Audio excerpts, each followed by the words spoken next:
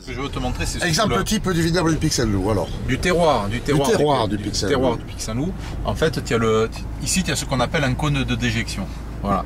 Donc ça veut dire que quand tu pars du haut de la montagne, là, ça fait comme un petit V, et tu imagines que cette montagne de calcaire dur, de calcaire tendre, s'est éboulée au fil des millions d'années et s'est éboulée vers le bas. Voilà. Et ces éboulis, ça a donné ce sol de pierre un peu de calcaire, quoi. Tu vois. Voilà. Et ça, c'est quelque chose qu'on retrouve donc du haut de ce cône, là, des premiers arbres, jusqu'en bas dans la plaine. Voilà. Tu vois, attends, je vais te baisser la vitre. Oh, c'est bon, c'est bon, c'est bon. Et tu retrouves ce type de sol, en fait. C'est la montagne qui s'est effondrée, qui s'est éboulée, et qui donne ce terroir magnifique. Enfin, je crois qu'il y avait un embrayage. Pas d'embrayage dans le Pic Saint-Loup. Alors ici, voilà. Ici, on est à peu près à mi-hauteur du cône de déjection que je te montrais d'en bas. Donc en fait, la montagne s'est éboulée au fil des millions d'années.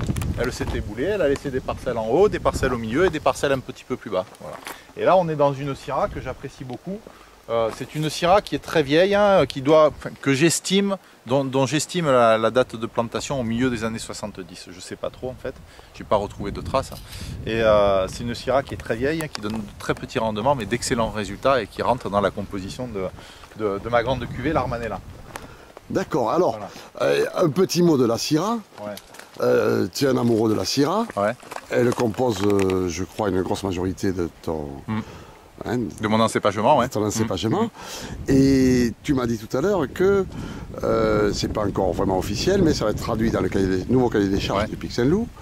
Il faudra 50% de syrah pour avoir l'appellation Pic Saint-Loup. Voilà, c'est ça. Alors, dans le cadre de l'accession à l'appellation d'origine contrôlée Pic Saint-Loup, en nom propre, on a mis en place un cahier des charges de production. Et dans ce cahier des charges de production, qui rentrera donc en application le jour J, il est effectivement prévu qu'il y ait au minimum 50% de syrah dans les assemblages, et étant entendu qu'on peut aller jusqu'à 100% de syrah. On peut aller jusqu'à 100%, voilà, pas d'interdit. Il n'y a pas d'interdit, exactement, et ça évitera les interdits cachés également. Voilà. Et c'est quand même une petite révolution dans le Languedoc, puisque le Languedoc c'est une appellation d'assemblage, on assemble toujours différentes parcelles, différents cépages. Moi je pense que ça a tendance à quand même gommer un petit peu les effets millésimes, c'est mon avis personnel. Alors parle-nous un peu de cette syrah, à combien de jours des vendanges? À combien on est là des vendanges? Je dirais on a une dizaine de jours à peu près. On est à une dizaine de jours. Tu vois, tu peux goûter un grain. C'est sucré déjà. Alors en fait, pour goûter, pour connaître la date de maturité d'un vin, on ne goûte pas le raisin comme ça. On sépare la peau, on enlève la pulpe, les pépins, voilà. On décolle la peau proprement et on va mettre la peau, tu vois, il y a un peu de couleur déjà, ça veut dire que ça vient. On va mettre la peau derrière la molaire. Voilà, on croque quelques fois, et puis là, tu te concentres et tu analyses. Qu'est-ce qu'il y a? Est-ce que c'est fruité? Ouais, ça commence à être un peu fruité, ça commence à être un peu équilibré, c'est encore un petit peu sec. Voilà, donc tu estimes date des vendanges en fonction du temps à venir, des conditions météo, etc.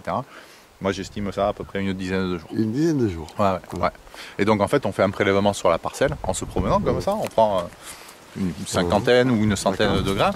Il faut essayer de faire en sorte que ça soit représentatif et puis on déguste. Voilà. Et quand c'est prêt, quand on a jugé que c'était prêt, on vendange et on vinifie. Et c'est là que tu as le principe, si tu veux, c'est que le degré alcoolique n'est que la conséquence de l'état de maturité du raisin. On vendange quand le raisin est mûr, et le degré alcoolique, lui, c'est le corollaire. Voilà. Alors il y a des années ça va être 14,5, il y a des années ça va être 14,2, des années 14,1, mais globalement on ne vendange pas en disant je veux faire du 14,5, je prends ma lunette et je regarde, ça fait 14,5, je vendange. Ça se fait plus depuis longtemps. Ça se fait plus depuis longtemps. Ça s'est eu fait. Ça s'est eu fait. Ça se pratique encore dans certaines... Et si on revient sur cette syrah, tu me disais que c'est le cépage qui s'adapte peut-être le mieux au terroir du Pic Saint-Loup. Ouais. C'est ton avis personnel, c'est ton avis partagé? C'est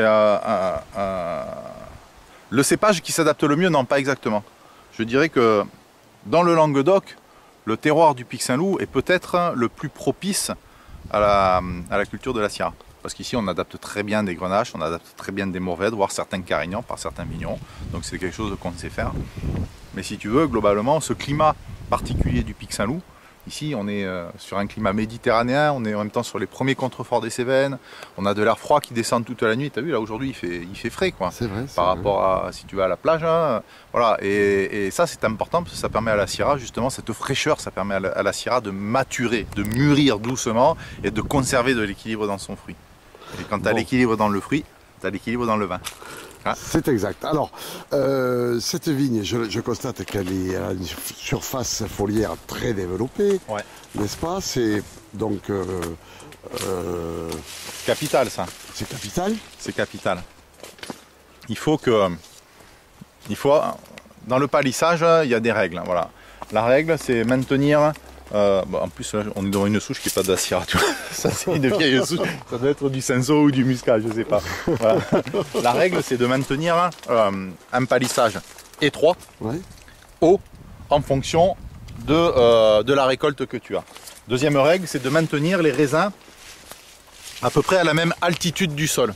Pourquoi? Parce que si tu as un raisin qui est ici et que tu as un raisin qui est là, celui-là va être mûr et celui-là ne va pas l'être. Et si tu attends que celui d'en haut mûrisse, eh ben, celui d'en bas il sera trop mûr. D'accord. Voilà, donc la règle c'est ça, c'est les raisins à la même altitude, le palissage serré et haut pour permettre justement à la vigne de bénéficier au maximum du soleil, de la lumière et de bien travailler sa photosynthèse pour avoir un beau fruit.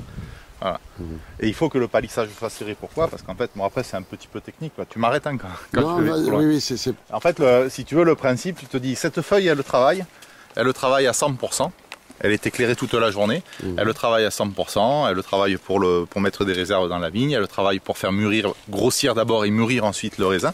La feuille qui est derrière, la deuxième, celle-là par exemple, qui est éclairée à moitié, tu vois, elle le travaille à 50% et elle le consomme à 50%. Et la feuille qui est au fond, tout au fond, qui est à l'ombre, elle ne fait que consommer. C'est pour ça qu'il faut palisser le mieux possible et le plus fin possible pour rendre toutes les feuilles efficaces.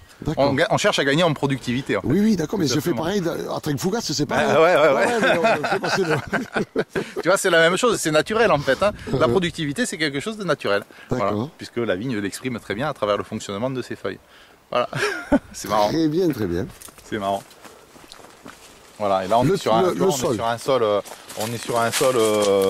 argilo-calcaire, ébouli, avec des argiles rouges. C'est des sols de très très belle qualité, ça. Ça, ce sont des pierres qui n'ont pas été touchées, qui sont là depuis très longtemps. Très longtemps.